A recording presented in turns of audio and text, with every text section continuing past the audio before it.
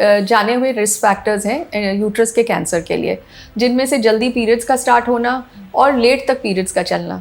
यानी कि इतने सालों तक जब यूट्रस को ईस्ट्रोजन हार्मोन का एक्सपोजर होता है तो उससे रिस्क बढ़ जाता है। देखा गया कि जो महिलाएं बच्चे नहीं करती हैं या अपने बच्चे करने को डिले करती हैं, यानी लेट से प्रेगनेंसी करते हैं, वो भी एक रिस्क फैक्टर बन जाता है एंडोमेट्रियल कैंसर के लिए। किस उम्र को क्रॉस करने के बाद अगर आपको ये लक्षण दिखाई देते हैं तो एक बार यूट्राइन कैंसर के लिए आपको थोड़ा सा अलर्ट हो जाना चाहिए? हाँ, सो ज़्यादातर कैंसर्स मीनोपॉज के बाद होते हैं।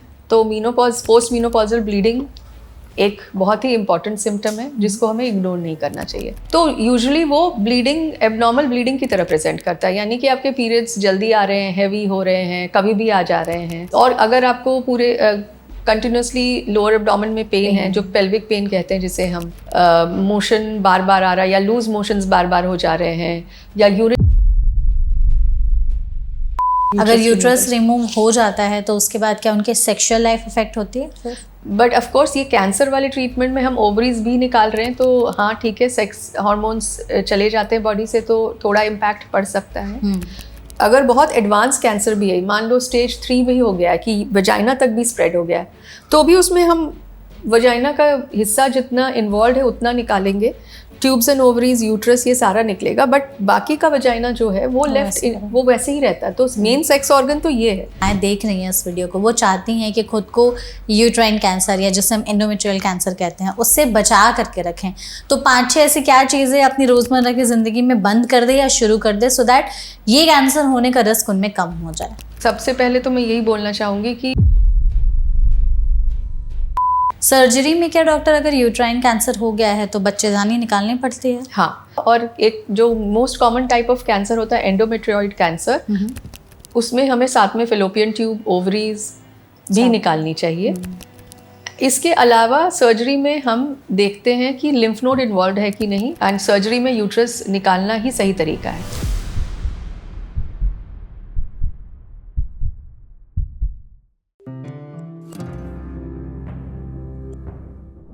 पीरियड्स बंद हो चुके हैं उसके बावजूद भी ब्लीडिंग हो रही है या फिर पेल्विक पेन बहुत ज़्यादा बढ़ गया है, इसके अलावा वाटरी या फिर वाइट और थिक डिस्चार्ज हो रहा है और इन सब को आप नॉर्मल समझकर इग्नोर कर रही हैं, तो ये पॉडकास्ट आपके लिए है। इंडिया में आज के समय में महिलाओं में यूटेराइन कैंसर या फिर एंडोमेट्रियल कैंसर के केसेस बहुत ही रैपिडली बढ़ रहे हैं, जिसके पीछे बहुत सारे कारण हैं, जिसका पता जानना हम सब के लिए बेहद ज़रूरी है कि आखिर इस तरह के कैंसर बढ़ने के पीछे एक्चुअल रीजंस क्या है, इसके सिम्टम्स क्या होते हैं जो अक्सर महिलाएं इग्नोर कर देती हैं, और इसका इलाज आज के समय में पॉसिबल है कि नहीं है। और अगर अर्ली डिटेक्शन कर लिया जाए तो बहुत मामलों में यूटेराइन कैंसर से जो छुटकारा है वो पाया जा सकता है, इसका क्योर हो सकता है, लेकिन ज़रूरी है अर्ली डिटेक्शन। इसीलिए हम लोगों ने इस पॉडकास्ट को ऑर्गेनाइज किया है सो दैट हम इस कैंसर के बारे में ज़्यादा से ज़्यादा चीज़ें जान और समझ सके, जिसके लिए हमारे साथ इस सेशन में एक बहुत ही स्पेशल एक्सपर्ट मौजूद हैं जिनको इस फील्ड में 30 साल से ज़्यादा का एक्सपीरियंस हो चुका है। हमारे साथ हैं डॉक्टर स्वाति, जो कि सीनियर कंसल्टेंट है ऑब्स्टेट्रिशियन और gynaecology department, Madhukar rainbow children hospital और बर्थ राइट में। तो डॉक्टर, सबसे पहले तो इस सेशन में आपका बहुत बहुत स्वागत है। A big thank you to you, Megha, and your team. Thank you so much doctor हमारे साथ जुड़ने के लिए, और हम यही कोशिश करेंगे कि आपके ज़रिए हमारी ऑडियंस तक एंडोमेट्रियल कैंसर या जैसे यूटेराइन कैंसर भी कहा जाता है उसके बारे में ज़्यादा से ज़्यादा चीज़ें जान और समझा सके। सबसे पहले हम यही चाहते हैं कि जो भी महिलाएं हमारे इस वीडियो को देख रही हैं या उनके जो पार्टनर्स हैं या उनके फैमिली मेम्बर्स हैं, अगर उन्हें समझना हो कि यूटेराइन कैंसर या जिसे हम एंडोमेट्रियल कैंसर कहते हैं ये एग्जैक्टली है क्या और ये कैंसर पनपने कैसे लगता है, तो प्लीज़ सबसे पहले इसको बताइए। Surely. Once again thank you, and I think मेरे ख्याल से ये NBT लाइव वालों का बहुत अच्छा मुहिम है, क्योंकि जून जो है, जून का महीना एंडोमेट्रियल कैंसर अवेयरनेस मंथ माना जाता है, और इस महीने के आज के दिन में हमने ये डिसाइड किया कि हम अवेयरनेस फैलाएंगे एंडोमेट्रियल कैंसर के बारे में, या जिसे बच्चेदानी का कैंसर भी हम बोल सकते हैं। तो सबसे पहले हम समझें कि ये चीज़ क्या है। तो यहाँ सबके दर्शकों के फ़ायदे के लिए मैं ये लेके आई हूँ। यहाँ आप सबको पता है कि ये यूट्रस होता है जिसमें जब से स्टार्ट होते हैं पीरियड्स मेनार्के से, इसके अंदर जो लाइनिंग होती है वो हर महीने बनती है और फिर वो शेड होती है एज पीरियड्स, है ना। ये तो आजकल स्कूल के चिल्ड्रन को भी समझाते हैं हम लोग। तो क्योंकि वो हर महीने ग्रो कर रही है और फिर वो शेड हो रही है, तो उसको रिस्क होता है कि वो ओवरग्रो कर सकता है। Cancer is nothing but uncontrol growth, यानी कि सेल्स एक कंट्रोल के बियॉन्ड जब ओवरग्रो करने लगते हैं तो वो कैंसर बन जाता है ना। सो क्योंकि ये सेल्स जो हैं वो हर महीने बन रहे हैं और फिर वो झड़ रहे हैं, तो ये इनका एक ये रिस्क रहता है कि ये ओवरग्रो कर सकते हैं। बट ओवरग्रो अर्ली एजेस में नहीं होता है, ये ज़्यादातर एज के, एक सर्टेन एज के बाद ही ये कैंसर डेवलप होता है। सबसे ज़्यादा ये मीनोपॉज के बाद होता है ये कैंसर, बट मीनोपॉज के अराउंड 40s, लेट 40s में भी ये कैंसर या इसका एक प्री कैंसरस कंडीशन होता है जिसको हम एंडोमेट्रियल हाइपरप्लेजिया कहते हैं, वो कंडीशन हो सकती है। तो this is to answer your question. जो अक्सर लोग कंफ्यूज होते हैं कि एक चीज़ होती है सर्वाइकल कैंसर, जो कि बच्चेदानी के मुंह का कैंसर होता है। ये जो बच्चेदानी का मुंह है वो एक वायरस से होने का रिस्क रहता है और अब उसके अगेंस्ट एक वैक्सीन बन चुकी है, तो सर्वाइकल कैंसर को हम काफ़ी हद तक कंट्रोल कर पाएंगे आगे आने वाले टाइम में, बिकॉज वो क्योंकि वो एक वायरस से इन्फेक्शन हो करके जब सेल्स का पार्ट वो वायरस बन के कैंसरस चेंजेस लाता है तो वो सर्वाइकल कैंसर या बच्चेदानी के मुंह का कैंसर होता है। बट आज हम बात कर रहे हैं यूट्रस के कैंसर के बारे में, जो कि एंडोमेट्रियल कैंसर या यूट्राइन कैंसर कहा जाता है या बच्चेदानी का कैंसर कहा जाता है।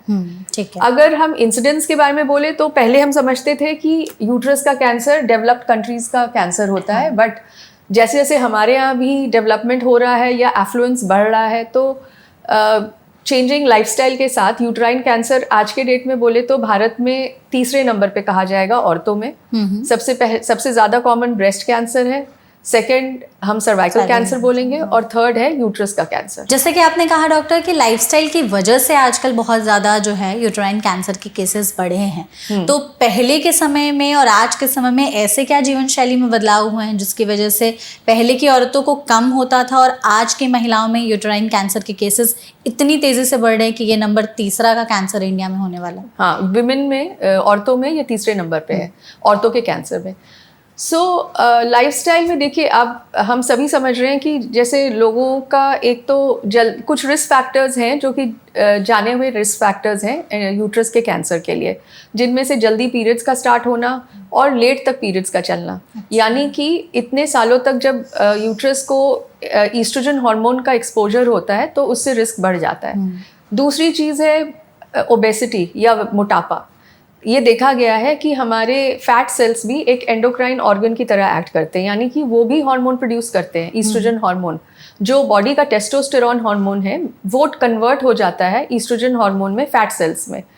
तो जो औरतें जिनका वजन ज़्यादा होता है उनमें ये fat cells oestrogen extra produce कर रहे होते हैं ओवरीज के अलावा, और इसलिए जब यूट्रस एक्सपोज होता है हाई डोजेज ऑफ ईस्ट्रोजन से तो फिर वो एक बहुत बड़ा कारण है एंडोमेट्रियम के कैंसर का। और तीसरा है बढ़ते केसेस पीसीओएस के, क्योंकि पीसीओडी में भी यही होता है कि लोगों के पीरियड्स लेट हो रहे होते हैं, हर साइकिल में एग रिलीज नहीं होता है, और नॉर्मली जब एग रिलीज होता है तो उसके बाद second half of the cycle में प्रोजेस्टेरॉन हार्मोन प्रोड्यूस होता है बॉडी में, जो कि ये लाइनिंग के ओवरग्रोथ को प्रिवेंट करता है। बट जब हमें लोगों को पीसीओडी सिवियर वेराइटी होता है तो लोगों के पीरियड्स नहीं आते महीनों तक, यानी कि उनके यूट्रस को उतने टाइम तक सिर्फ ईस्ट्रोजन से एक्सपोजर होने के कारण देन उससे उनका चांसेस काफ़ी बढ़ जाता है। तो ये तो मेजर रिस्क फैक्टर्स हैं। बाकी देखा गया कि जो महिलाएं बच्चे नहीं करती हैं या अपने बच्चे करने को डिले करती हैं, यानी लेट से प्रेगनेंसी करते हैं, वो भी एक रिस्क फैक्टर बन जाता है एंडोमेट्रियल कैंसर के लिए। और डायबिटीज वगैरह भी कुछ रिस्क फैक्टर्स हैं जो ओबेसिटी में आई थिंक काउंट हो सकता है। वो आपने जो रिस्क फैक्टर्स बताए उसमें हम थोड़ा सा ब्रेक डाउन करके समझने की कोशिश करेंगे। आपने सबसे पहले कहा कि जिन लड़कियों के पीरियड्स बहुत जल्दी आ जाते हैं और जिन महिलाओं के पीरियड्स बहुत लेट खत्म होते हैं, कोई ऐसा एज है कि इस उम्र से पहले अगर पीरियड्स आ रहे हैं और इस उम्र तक पीरियड्स चल रहे हैं तो वो महिलाएं यूट्राइन कैंसर होने के रिस्क पर हैं? मीनोपॉज डिलेड होने का तो हम 55 इयर्स तक मानते हैं। एवरेज एज इंडिया में बोले तो 48 to 50 है, बट जिनका 55 तक चल रहा है तो उनको रिस्क ज़्यादा है। एंड अर्ली मिनार के ऐसे I can not may be around 10 और लेस देन 10। फिर वो होता है कि आजकल एवरेज लड़कियों को 10.5, 11, 10.5, 11 साल तक शुरू हो जाते हैं पीरियड्स, बट अगर उससे पहले स्टार्ट हो रहे हैं तो भी वो भी एक रिस्क फैक्टर बन जाता है। ठीक है। इवन आपने पीसीओडी की बात कही जिसमें पीरियड्स बार बार डिले होते हैं, तो अगर नॉर्मल किसी को पीसीओडी है, उनको ये चीज़ पता है, बट कई महिलाएं ऐसी होती हैं जो शायद पीसीओडी का शिकार नहीं होती हैं पर उनके भी पीरियड्स रेगुलर नहीं होते हैं, इरेगुलर होते हैं, तो कितने दिन पीरियड्स जल्दी आए या लेट आए तो उससे हम समझ सकते हैं कि शायद ये महिला यूट्राइन कैंसर होने के रिस्क पर है? सो 35 डेज से बियॉन्ड अगर पीरियड्स आ रहे हैं तो वो हम थोड़ा एबनॉर्मल मानते हैं, या 21 डेज से कम, यानी कि औसतन 3 से 5 हफ्ते पे पीरियड्स आने चाहिए। ऐसा कुछ नहीं कि 4 हफ्ते पे 28 या 30 डेज पे ही आना चाहिए, बट 22 to 35 को हम यूजुअली नॉर्मल मानते हैं। लेकिन इसमें लेट आ रहे, हाँ, जैसे जो दिन स्टार्ट होता है उससे हम कैलकुलेट करते हैं या जब खत्म होता है? हाँ, सो एक चीज मैं अपने दर्शकों को इस माध्यम से बताना चाहूंगी कि हमारे कैलकुलेशन हमेशा डे 1 ऑफ फर्स्ट एक पीरियड से डे 1 ऑफ नेक्स्ट पीरियड के बीच के ड्यूरेशन को हम ड्यूरेशन ऑफ साइकिल मानते हैं। अक्सर लोग कहते हैं कि इतने तारीख को खत्म हुआ था और फिर स्टार्ट हो गया, एंड देन अगर उनकी ब्लीडिंग लंबी खिंच रही तो उनको लगता है जल्दी जल्दी पीरियड्स आ रहे हैं, बट वैसे हम नहीं काउंट करते हैं। हम डे 1 ऑफ 1 पीरियड से लेके डे 1 ऑफ नेक्स्ट पीरियड को एक साइकिल का ड्यूरेशन मानते हैं। ठीक है। एंड वैसे तो अक्सर लोगों को ये समझ है कि वो मेडिकल हेल्प सीख करते हैं अगर उनके पीरियड्स डिलेड हो रहे हैं, बट बहुत यंग गर्ल्स इसको एक तरह से फ्रीडम मानते हैं अगर उनको पीरियड्स टाइमली नहीं आ रहे, उनको लगता है अच्छा ये 2-3 महीने तक ना आए। बट हमारे कल्चर में हमेशा ये बात रही है, जो कि सही है, कि पीरियड्स रेगुलरली आने चाहिए, और अगर रेगुलरली नहीं आ रहे हैं तो उससे बॉडी को नुकसान होता है। और एक नुकसान जो होता है कि वो आपको later in life endometrial cancer का रिस्क बढ़ा रहा होता है। तो इसकी अवेयरनेस भी इम्पॉर्टेंट है कि आप गायनेकोलॉजिस्ट से मिलें और इसके लिए ट्रीटमेंट लें। अगर किसी की पीरियड्स के दौरान उनको बहुत सी अबनॉर्मल चीज़ें फेस करनी पड़ रही है, जैसे एक तो ये हमारे यहाँ बहुत नॉर्मलाइज कर दिया गया है कि पीरियड्स में बहुत पेन होता है तो पेन सहो, पेन किलर खा लो, तो क्या पीरियड्स में इतना पेन होना इज़ नॉर्मल कि आप एकदम बेड से ही नहीं उठ पा रही हैं, अपनी रोज़मर्रा की ज़िंदगी के काम ही नहीं कर पा रही हैं, और क्या इससे भी एक यूट्राइन कैंसर होने का रिस्क बढ़ सकता है? टिपिकली पेन, पीरियड्स के पेन से तो रिस्क नहीं बढ़ता है, बट हाँ, क्योंकि आपने ये बात उठाई है तो मैं इसके ऊपर थोड़ा सा बोलना चाहूँगी कि जब पीरियड स्टार्ट होते हैं तो फर्स्ट 2 से 3 साल अक्सर ऐसा होता है कि पीरियड्स थोड़े इरेगुलर हो सकते हैं, यानी कि ज़्यादातर लोगों को जल्दी जल्दी या लेट आ सकते हैं 2 महीने पे या 1-1.5 महीने पे, और ऐसे में उसको हम नॉर्मली कंसिडर करते हैं पहले 1-2 साल, और थोड़ा पेनफुल भी होते हैं, बट समय के साथ फिर वो पेन सेटल कर जाता है। लेकिन हम एबनॉर्मल तब मानते हैं अगर उसे पहले पेन नहीं हो रहा था और अब पेनफुल पीरियड स्टार्ट हो गए हैं, तो अगर पेन बढ़ता जा रहा है समय के साथ, लाइक हर पीरियड में या पिछले 6 महीने में उन्होंने देखा कि पेन का इंक्रीजिंग ट्रेंड है और इतना ज़्यादा पेन हो रहा है कि वो अपने रोज़मर्रा की ज़िंदगी नहीं हैंडल कर पा रही है, तो डेफिनेटली गायनेकोलॉजिस्ट से सलाह करनी है, क्योंकि बहुत सारे और कारण हो सकते हैं, जैसे ओवरी का सिस्ट, यूट्रस का फाइब्रॉइड, जिनके कारण आपको पेनफुल पीरियड्स हो रहे हैं और उसके लिए ट्रीटमेंट संभव है। इसमें जो लोग पीरियड्स के पेन से जूझते हैं तो कई बार ये भी होता है कि पीरियड्स के पहले या मैक्सिमम दूसरे दिन तक दर्द रहता है, उसके बाद फिर नॉर्मल हो जाता है, ये नॉर्मल है? हाँ जी, हाँ। सो पीरियड के फर्स्ट 1 या 2 दिन जब पेन होता है तो वो हम नॉर्मल मानते हैं, बिकॉज जैसा कि मैंने डायग्राम में उस समय भी बताया कि हर महीने पीरियड्स लाइनिंग बनती है, और अगर प्रेगनेंसी ना हो तो वो लाइनिंग निकलती है। तो लाइनिंग निकलने के लिए वो बच्चेदानी का मुंह को खुलना होता है और यूट्रस में क्रैम्प्स आते हैं। सो वो उसको निकालने के लिए टिश्यू को और उसके साथ ब्लड को निकालने के लिए थोड़े क्रैम्प्स के साथ यूट्रस का माउथ ओपन होता है थोड़ा सा, और वो निकलता है, तो वो पेन की तरह परसीव होता है। लेकिन अगर किसी को पीरियड्स शुरू होने से पहले ही 4-5 दिन पेन हो रहा है, या पीरियड्स खत्म होने के बाद भी पेन रह रहा है, तो वो एबनॉर्मल माना जाएगा और डेफिनेटली आपको गायनेकोलॉजिस्ट से सलाह करना चाहिए। सेम विद स्पॉटिंग, जैसे पीरियड्स आने के पहले अगर किसी को स्पॉटिंग होने लगे या पीरियड्स खत्म होने के बाद भी स्पॉटिंग हो रही है, उसे भी हम एबनॉर्मल मानते हैं। बिल्कुल, उसे भी हम एबनॉर्मल मानते हैं और उसका थरो इवैल्यूएशन करना चाहिए। यूट्राइन कैंसर यूजुअली अधेड़ उम्र का कैंसर माना जाता है, यानी कि 45 के बाद ज़्यादा कॉमन है, और डेफिनेटली 50s और 60s में कॉमनेस्ट है। तो इसके बारे में एक चीज़ जो बहुत अच्छी है कि वो बहुत जल्दी प्रेजेंट करता है। बहुत सारे कैंसर को जनरली लोग सुनते हैं टर्म तो घबरा जाते हैं कि कैंसर का मतलब कि जानलेवा है ये, लेकिन एंडोमेट्रियल कैंसर एक अच्छा कैंसर ज़्यादातर केसेस में है, क्योंकि जो टाइप ऑफ कैंसर होता है वो इतना अग्रेसिव नहीं होता है, यानी कि वो धीरे धीरे स्प्रेड करता है और वो प्रेजेंट कर देता है बहुत अर्ली, यानी कि सिम्टम कॉज कर देता है। और वो कॉमनेस्ट सिम्टम जो होता है वो है मीनोपॉज के बाद ब्लीडिंग।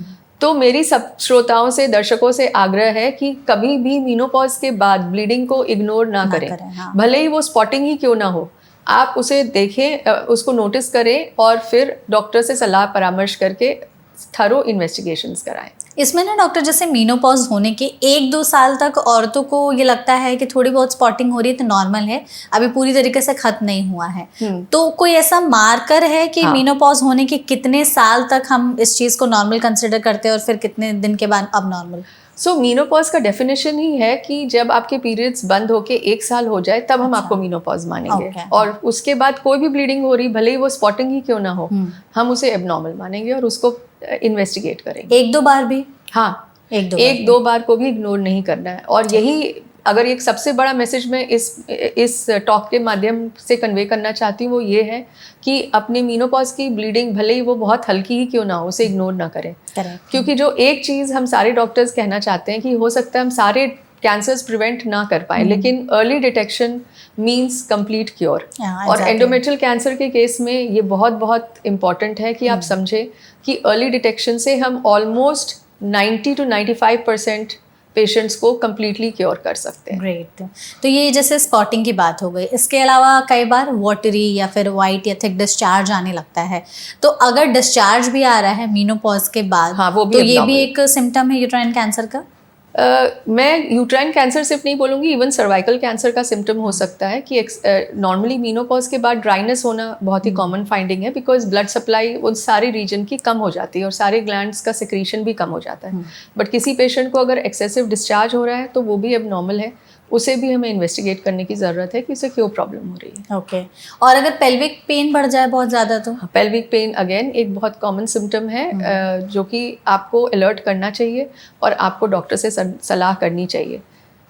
इसमें डॉक्टर ना, जैसे मीनोपॉज का आपने कहा कि एक उम्र हम लोग कंसिडर करते हैं, 48 के बाद हम उसको मानते हैं, लेकिन आजकल अर्ली मीनोपॉज भी आ रहे हैं। बहुत सारी महिलाओं को मतलब अर्ली 40s में ही मीनोपॉज हो जा रहा है, तो क्या ये भी उनको एक रिस्क बनाता है यूट्राइन कैंसर के लिए? नहीं, अर्ली मीनोपॉज से रिस्क हमारे एंडोमेट्रियल कैंसर का नहीं बढ़ता है, लेकिन अगर रिस्क की बात करें तो डेफिनेटली वो आपके ओवरऑल हेल्थ पे इम्पैक्ट डालता है। और अगर अर्ली मीनोपॉज हो रहा है तो वो, जैसे कि जो भी रिस्क हमारे मीनोपॉज के होते हैं हमारे बोन हेल्थ, ओवरऑल बॉडी के हेल्थ पे, वो अर्ली एज में स्टार्ट हो जाते हैं। तो इसलिए अब हम ज़्यादातर गायनोकोलॉजिस्ट एडवाइस करेंगे ऐसी महिलाओं को कि वो हार्मोन, जिसको हम हार्मोन रिप्लेसमेंट थेरेपी बोलते हैं, HRT, वो लें। इस अगर उनको जल्दी हो रहा है मीनोपॉज, अगर उन्हें 40-42 पे मीनोपॉज हो रहा है, तो अगर वो अपने हेल्थ को प्रोटेक्ट करना चाहती हैं तो अब ये HRT बिल्कुल सेफ़ है। और अब जो नए ड्रग्स आए हैं वो बहुत नेचुरल हार्मोन को मिमिक करने वाले ड्रग्स हैं, जो कि रिस्क जिनका नहीं होता है, साइड इफ़ेक्ट्स नहीं होते हैं सीरियस। और इम्पॉर्टेंट है कि आप वो लें ताकि आपको रिस्क ऑफ ऑस्टियोपोरोसिस या ओवरऑल जो इम्पैक्ट होता है मीनोपॉज का इन मूड स्विंग्स या रिस्क ऑफ हार्ट के ऊपर risk and all of that, उसको कम करता है। ठीक है। इसमें ना डॉक्टर, जैसे हम लोगों ने ये तो बात कर ली कि मीनोपॉज के अराउंड में, आपने शुरू में कहा था कि जो महिलाएं लेट प्रेगनेंसी प्लान करती हैं या बच्चा नहीं करती हैं, जैसे आज के समय में बहुत सारी ऐसी महिलाएं हैं जो ऑप्ट कर रही हैं कि वो बच्चे ना करेंगे, या बहुत लेट मैरिज होती है फिर लेट प्रेगनेंसी प्लानिंग होती है, तो क्या इन सब की वजह से एक रिस्क रहता है? तो वो कैसे रहता है? वही, जैसे कि हमने बताया ना कि ईस्ट्रोजन स्टिमुलेशन एक मेजर रिस्क फैक्टर है। तो जैसे हम पहले के ज़माने में, आज से मे बी 50 साल पहले, 100 साल पहले, महिलाएं 4-5 बच्चे करती थी, तो उनका major part of reproductive age group तो जो एब्सेंस ऑफ पीरियड्स के साथ निकलता था। जब प्रेगनेंसी है तो 9 महीने के पीरियड्स नहीं हुए, यानी कि एग्स आपके ओवरीज स्टिमुलेट नहीं करे, मतलब ओवरीज से हार्मोन, ईस्ट्रोजन हार्मोन नहीं बन रहा है उन दिनों में, एंड आपका यूट्रस उस तरह से प्रोटेक्टेड है from the effect of oestrogen. Similarly जब ब्रेस्ट फीड कराते थे तब भी पीरियड्स नहीं आते थे, तो लैक्टेशनल एमेनोरिया हम इसको कहते हैं, तो वो पीरियड आता था। सो एक के बाद एक बच्चे और ब्रेस्ट फीडिंग, सो वो एमेनोरिया के जो पीरियड्स थे वो एक तरह से प्रिवेंट करते थे लाइनिंग को from the effect of oestrogen.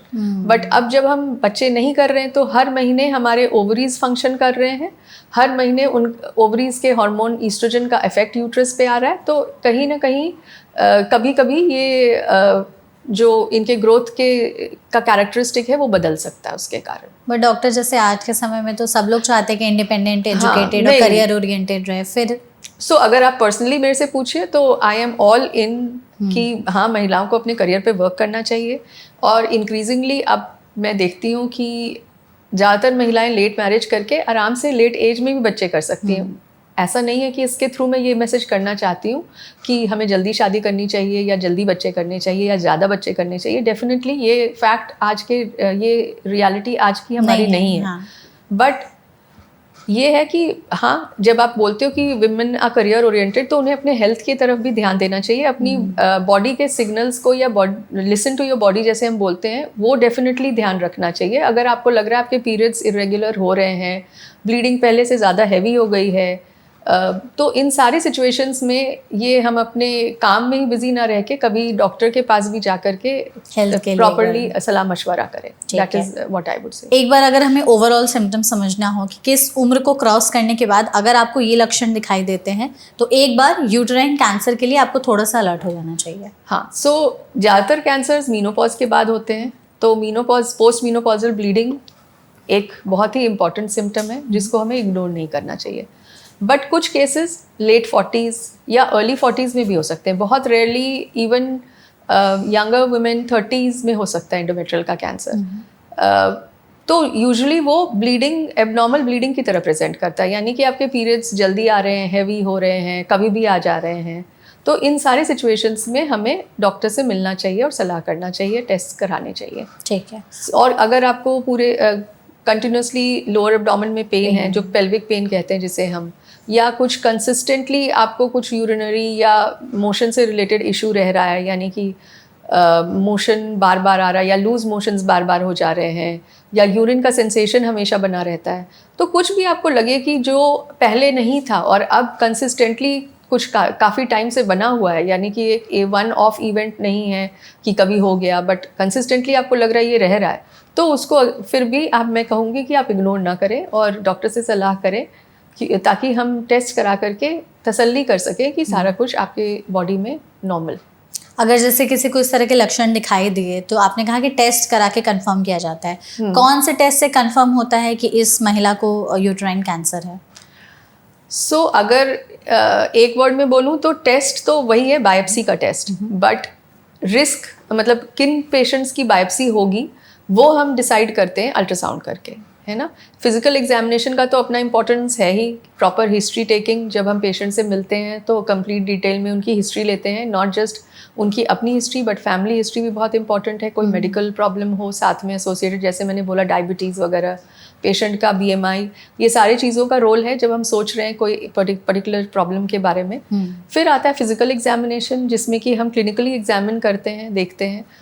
ये एक अच्छा अपॉर्चुनिटी रहता है जब हम अपने पेशेंट्स का पैप स्मीयर भी ले लेते हैं, जो कि सर्वाइकल कैंसर के लिए स्क्रीनिंग टेस्ट होता है। ठीक है।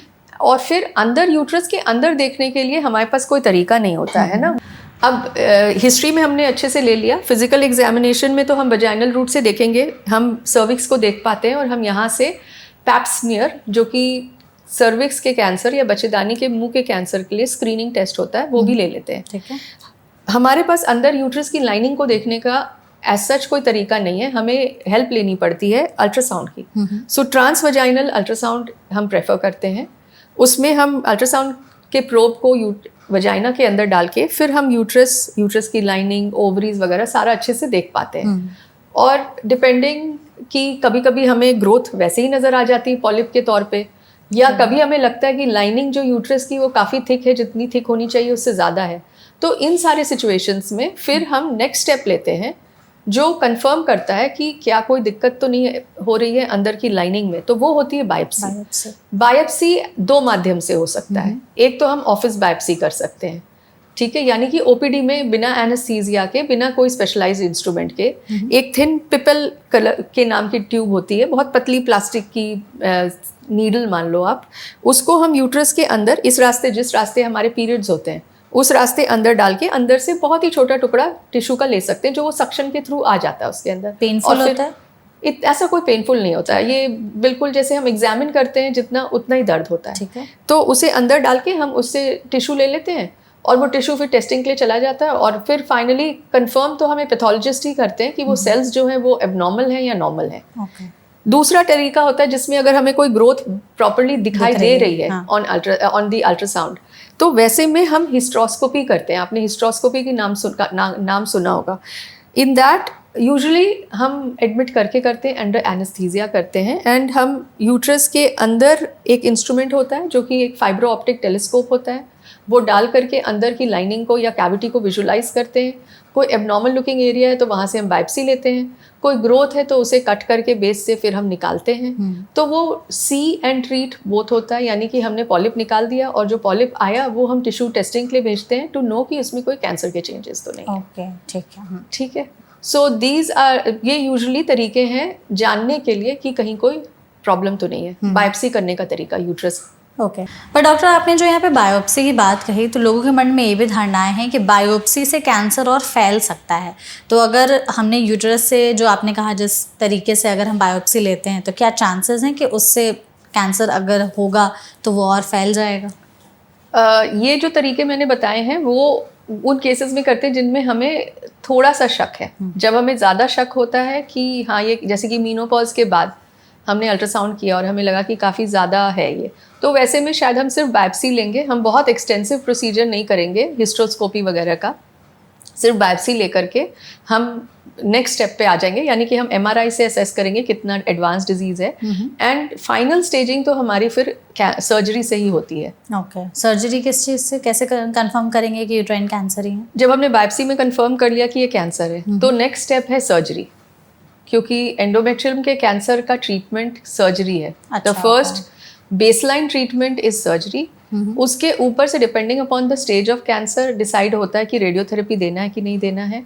कभी कभी कुछ केसेस में इम्यूनोथेरेपी या कीमोथेरेपी का भी रोल देखा गया है। सर्जरी में क्या डॉक्टर, अगर यूट्राइन कैंसर हो गया है तो बच्चेदानी निकालनी पड़ती है? हाँ। सो ये हमें समझना है कि सर्जरी करने के दो मकसद होते हैं। एक तो हम डिजीज़ का लोड को कम करते हैं, यानी कि जिस हिस्से में कैंसर है उसको तो हमें पूरा निकालना पड़ेगा। और एक जो most common type of cancer होता है एंडोमेट्रियोइड कैंसर, उसमें हमें साथ में फेलोपियन ट्यूब, ओवरीज भी निकालनी चाहिए। इसके अलावा सर्जरी में हम देखते हैं कि लिम्फ नोड इन्वॉल्व है कि नहीं, और अगर लिम्फ नोड इन्वॉल्व हैं तो फिर हमें लिम्फ नोड्स भी निकालने होते हैं। अगर मतलब क्लिनिक, अगर हमें लगता है कि सीटी पे है इन्वॉल्व, या एक सेंटिनल नोड की चेकिंग होती है, डाई डाल करके देखते हैं वो कि सेंटिनल नोड में जा रहा है कि नहीं जा रहा है, फिर हम सेंटिनल नोड को निकाल के चेक कर लेते हैं। अगर उसमें है तो फिर हम मानेंगे कि हाँ सारे लिम्फ नोड में स्प्रेड हो गया है। और मोस्ट ऑफ द टाइम जब लिम्फ नोड तक बात पहुंच जाती है तो रेडिएशन की थेरेपी की भी ज़रूरत पड़ती है सर्जरी के बाद। सो डिपेंडिंग अपॉन कि क्या स्टेज है डिजीज़ का और क्या ग्रेड है ट्यूमर का, उसके हिसाब से डिसाइड होता है कि रेडियोथेरेपी सर्जरी के बाद होएगी कि नहीं होएगी। बट सर्जरी तो सब पेशेंट्स की होती है, एंड सर्जरी में यूट्रस निकालना ही सही तरीका है। अगर बच्चेदानी निकाल ली गई तो उससे फर्टिलिटी तो ऑब्वियसली वो चीज़ तो खत्म ही हो जाएगी। सो जैसे मैंने बोला था शुरू में ही कि यंग पेशेंट्स में ये कैंसर बहुत रेयरली होता है, बट हाँ हो जाता है। तो ऐसे में कभी कभी पेशेंट के साथ सलाह परामर्श करके फिर यूट्रस को प्रिजर्व करने की सर्जरी करते हैं। अगर ग्रेड ट्यूमर का बहुत हाई नहीं है, अगर ट्यूमर बहुत लोकलाइज्ड है, तो वैसे में फिर उसको रिमूव करके एंड प्रोजेस्टेरॉन, जो मैंने बोला हार्मोन जो काउंटरैक्ट करता है ईस्ट्रोजन को, प्रोजेस्टेरॉन थेरेपी दी जा सकती है। क्योंकि अगर वो बहुत यंग है और उसे लगता है कि वो कुछ टाइम के लिए प्रेगनेंसी प्लान करने तक वेट करना चाहती है अपने यूट्रस रिमूवल के लिए, तो प्रोजेस्टेरॉन थेरेपी से वो कैंसर को रिवर्स करके, या प्री कैंसरस कंडीशन जो मैंने एंडोमेट्रियल हाइपरप्लेजिया बताया था उसको करेक्ट करके फिर हम प्रेगनेंसी क्विकली प्लान करके फिर फाइनली तो हमें यूट्रस रिमूव करना ही होता है। प्रेगनेंसी प्लान करने के बाद भी ज़्यादातर डॉक्टर अपने पेशेंट को यही बोलेंगे कि आप ये यूट्रस निकलवा लो। अगर यूट्रस रिमूव हो जाता है तो उसके बाद क्या उनके सेक्सुअल लाइफ इफेक्ट होती है? नहीं, ऐसा नहीं है कि यूट्रस रिमूवल के बाद जो ज़्यादातर लोगों में ये फीलिंग है कि यूट्रस रिमूवल से उनके सेक्स लाइफ पे फ़र्क पड़ता है, ऐसा नहीं है। बट ऑफ कोर्स ये कैंसर वाले ट्रीटमेंट में हम ओवरीज भी निकाल रहे हैं, तो हाँ ठीक है, सेक्स हार्मोन्स चले जाते हैं बॉडी से तो थोड़ा इम्पैक्ट पड़ सकता है। बट जो सेक्स का ऑर्गन वजाइना है वो तो हम नहीं निकालते हैं ना, वो तो वैसे ही है जैसे कि मैं मॉडल में मैं आपको एक्सप्लेन कर सकती हूँ। जब हम इवन कैंसर की भी सर्जरी कर रहे हैं तो हम अगर बहुत एडवांस कैंसर भी है, मान लो स्टेज 3 भी हो गया है कि वजाइना तक भी स्प्रेड हो गया है, तो भी उसमें हम वजाइना का हिस्सा जितना इन्वॉल्व है उतना निकालेंगे, ट्यूब्स एंड ओवरीज, यूट्रस, ये सारा निकलेगा, बट बाकी का वजाइना जो है वो लेफ्ट वो वैसे ही रहता है। तो मेन सेक्स ऑर्गन तो ये है।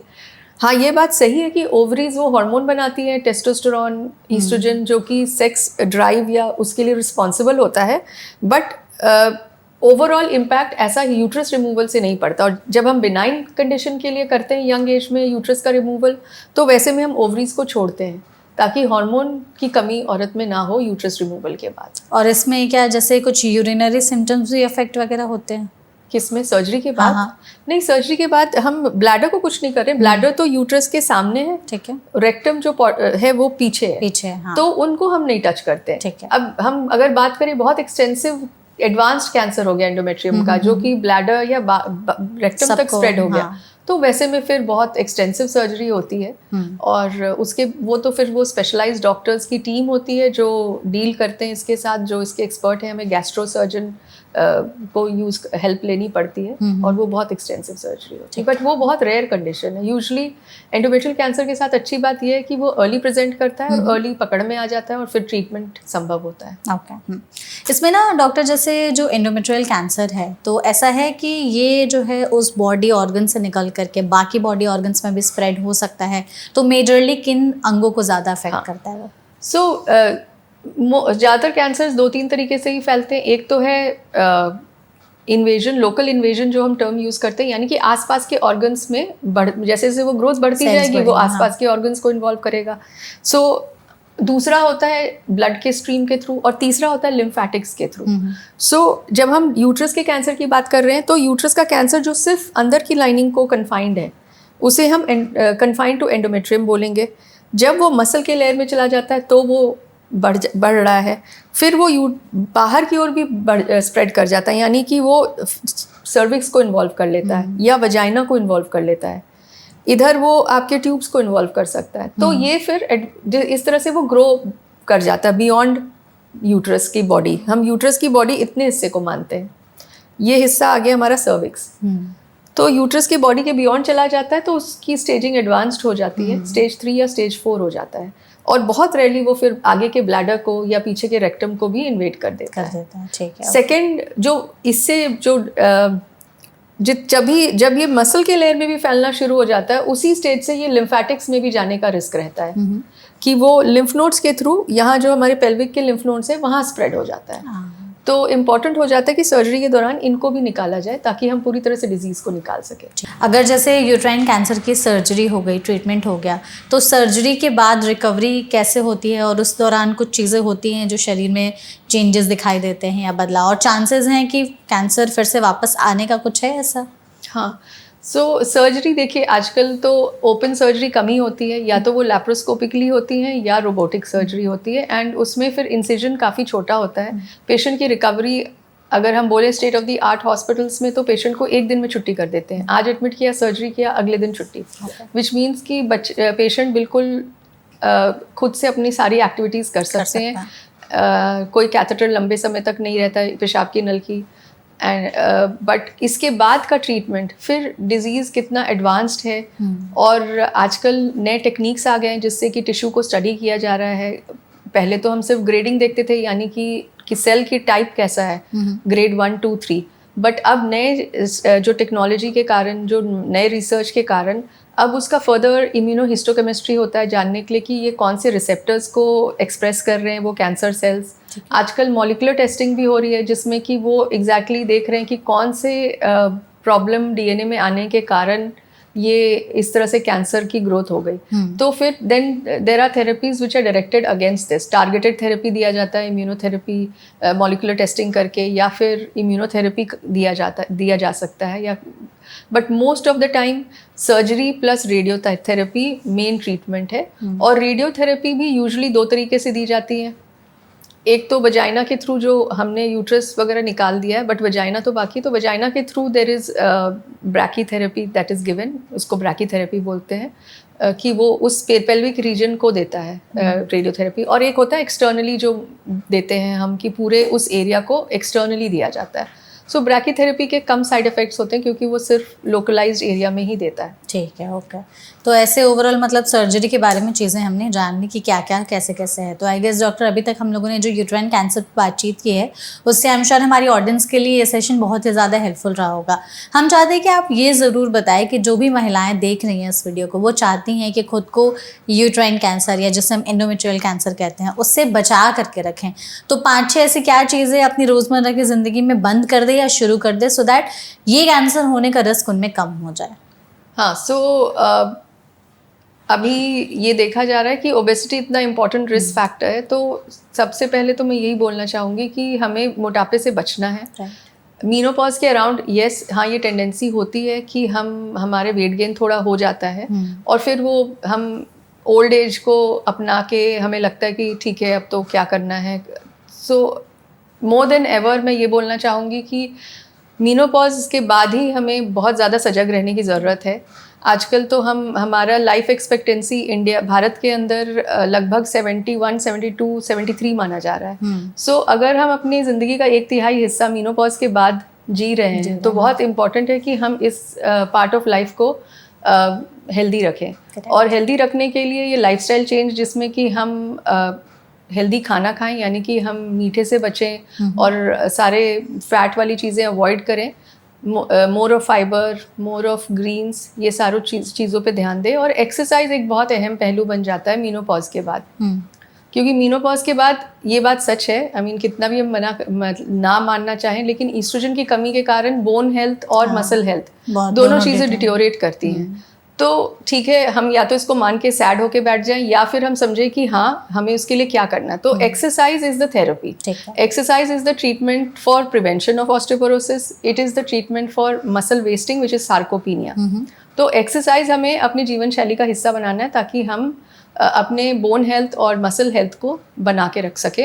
और इससे फ़र्क पड़ता है, क्योंकि जो लोग एक्सरसाइज करते रहते हैं उनका मीनोपॉज के बाद का स्टेज बहुत अच्छा निकलता है। करेक्ट। बुढ़ापा उनको लेट से हिट करता है। तो ये सारी चीज़ें ध्यान ये बहुत इंपॉर्टेंट है। दूसरा है कि आपको अवेयरनेस होना चाहिए, आप किसी भी ब्लीडिंग को लाइटली नहीं लेंगे कि सिर्फ स्पॉटिंग हुई थी। कोई भी ब्लीडिंग एबनॉर्मल है आफ्टर मीनोपॉज, और आप डॉक्टर को दिखाएंगे। तीसरा, महिलाओं में मैंने अक्सर ये देखा है कि 40s के बाद कोई भी ब्लीडिंग की एबनॉर्मेलिटी होती है, कि उनके पीरियड्स में जल्दी आ रहे हैं, हैवी हो गए, तो वो उसे एक मीनोपॉज का नॉर्मल हिस्सा मान के एक्सेप्ट कर लेते हैं। कि जनरली लोगों में यही धारणा है कि हाँ, अब मीनोपॉज होने वाला है तो ये प्रॉब्लम्स होंगी, बट ऐसा नहीं है। इसको नॉर्मल नहीं मानना है, आपको डॉक्टर को दिखाना है। क्योंकि जो एक चीज़ होती है वो है एंडोमेट्रियल हाइपरप्लेजिया। वो हम इस एज ग्रुप में देखते हैं। 40s में हम एंडोमेट्रियल हाइपरप्लेजिया बहुत कॉमनली देखते हैं उन महिलाओं में जिनमें ब्लीडिंग की इशू हो रही है, कि ब्लीडिंग चलता जा रहा है 15 दिन से 20 दिन से, तो वो इग्नोर कर रहे हैं कि हाँ ठीक है, अब मीनोपॉज आने वाला है तो उसमें तो ब्लीडिंग की प्रॉब्लम होगी, तो let's just accept it. But ये एंडोमेट्रियल हाइपरप्लेजिया हम डीएनसी करके ही या हिस्ट्रोस्कोपी करके ही हम डायग्नोज करते हैं बायोप्सी से, और फिर उसको हमें ट्रीट करना होता है हार्मोन से। अगर हम एंडोमेट्रियल हाइपरप्लेजिया को ट्रीट नहीं करेंगे तो वो 5 to 50%, that big a spectrum depending upon the type of endometrial hyperplasia, 5 to 50% में वो कैंसर बन सकता है over the next few years, not one day but over the next few years. So बहुत ज़रूरी है कि 40s के भी एबनॉर्मल ब्लीडिंग को हम नोटिस करें और डॉक्टर से सलाह करके अगर डीएनसी करके बायोप्सी करना है तो वो कराएं, क्योंकि अक्सर इसमें एंडोमेट्रियल हाइपरप्लेजिया आ जाता है। आजकल हम देख रहे हैं again a result of the lifestyle की, और या पीसीओएस की हिस्ट्री में। तो वैसे में फिर हमें हार्मोन ट्रीटमेंट 3 to 6 months तक दे करके फिर कंफर्म करना होता है कि ये हाइपरप्लेजिया ठीक हो गया कि नहीं हो गया। ठीक है। तो ये 2-3 चीज़ें हैं जो बहुत इंपॉर्टेंट हैं। जिनका हमें ध्यान रखना है। बिल्कुल, और आई थिंक जिस हिसाब से आपने इसको हमें बताया है उससे आई एम श्योर हमारी ऑडियंस को इस कैंसर के बारे में हर एक जानकारी बहुत ही अच्छे से समझ में आई होगी।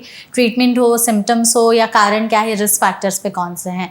तो आई एम श्योर ये सेशन सबके लिए बहुत यूजफुल रहा होगा। Thank you so much doctor हमारे साथ जुड़ने के लिए, एंड आई होप आपने इस सेशन को एंजॉय किया। Thank you, my honour and privilege. Thank you so much audience इस वीडियो को यहाँ तक देखने के लिए। आई होप इस सेशन के जरिए आपको मदद मिली होगी। इसके अलावा अगर आपके मन में कोई और सवाल है तो कमेंट सेक्शन के जरिए आप हमसे पूछ सकते हैं।